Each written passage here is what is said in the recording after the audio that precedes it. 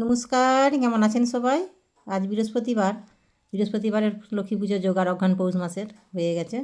এই যে কাকাবাবু এসেছে শাক নিয়ে। এই কাকাবাবু বেশ মাঝে মাঝেই আসে শাকবালা নিয়ে। ওনাদের নিজেদের বাড়ির হচ্ছে যে চাষের শাক ওলকপি, কখনো কখনো ঢ্যাঁড়সও নিয়ে আসে গরমকালে।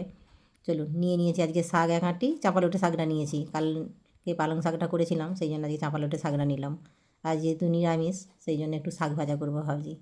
আর এই যে গাছের যে বেগুনগুলো হয়েছে, গোপাল দেখলো কাল থেকে বেদম বলছে তুলে ভাজা করে ফেলবে, কখন কি হনুমান চলে আসবে। একদিকে ঠিকই বলেছে, আগুলো আগুলো রেখেছি, হয়তো আর একটু বড় হতো, তবে কচি নরম একদম তুলে নিই। আর এই বেগুনটা খেতেও খুব সুন্দর লাগে, মিষ্টি।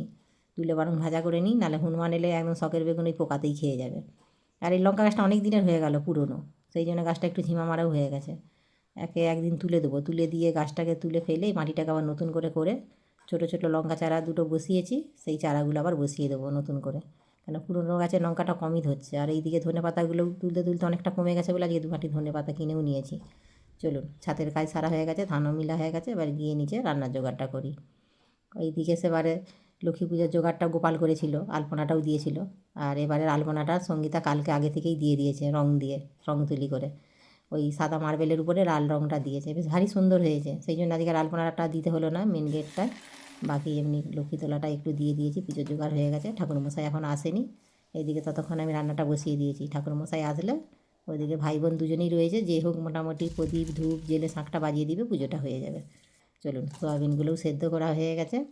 এইগুলোকে এখন জল নিংড়ে ভালো করে 2-4 বার করে ধুয়ে তারপরে হচ্ছে যে এইগুলোকে নুন হলুদটা মাখিয়ে রেখে দিই। এখনও শাকটা কাটতে হবে, শাকটা কেটে তারপরে হচ্ছে যে রান্না বসাবো। ওইদিকে ভাতটা বসিয়ে দিয়েছি, চাল ধোয়া জলটা আমি রেখে দিই, যখনই ধুই তারপরে রান্না হয়ে গেলে চাল ধোয়া জলটা যে কোনো একটা গাছে, একদিন এই গাছ একদিন ওই গাছ করে প্রত্যেকটা গাছেই মোটামুটি চাল ধোয়া জলটা দিয়ে দিই। চাল ধোয়া জলটা দিলে কিন্তু গাছের গ্রোথটা বেশ ভালোই হয়।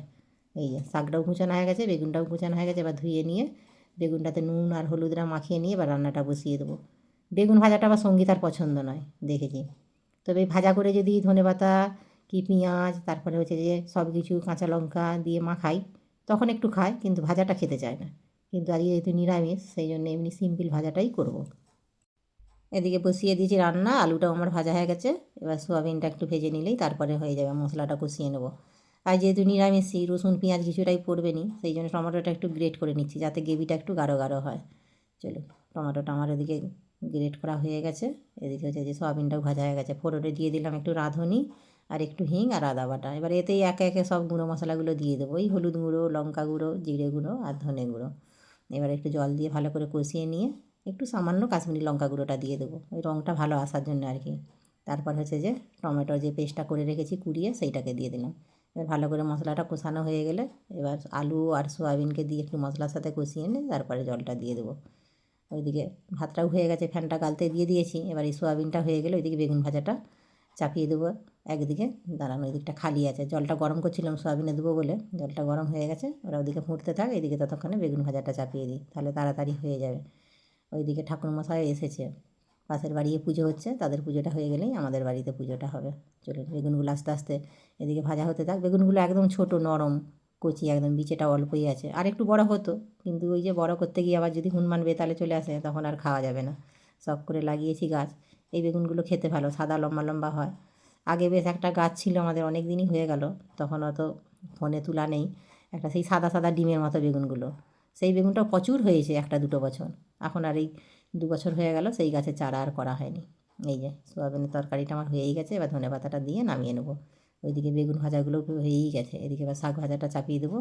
ফোড়নে একটু হচ্ছে যে জিরে আর শুকনো লঙ্কা। শাকটা একদম কচি নরম, এই কাকাবাবুরা নিজেদের হাতে শাক বুনে নিজেদের জমিতে তারপরেই বিক্রি করতে আসে। যখনই আসে মোটামুটি যাই আনুক কিছু না কিছু নিই, স্বাদও হয় খুব সুন্দর, যেহেতু ঘোরলা সেই জন্যেই। এদিকে সোয়াবিনের তরকারিটা হয়ে গেছে, বেগুন ভাজাটা হয়ে গেছে, এদিকে এবার শাক ভাজাটা হলেই এদিকে হয়ে যাবে।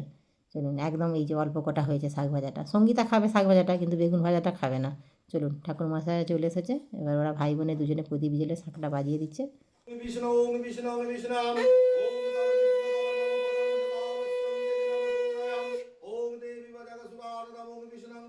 হয়ে গেছে পুজো, এদিকে ভাতটাও বেড়ে নিয়েছি।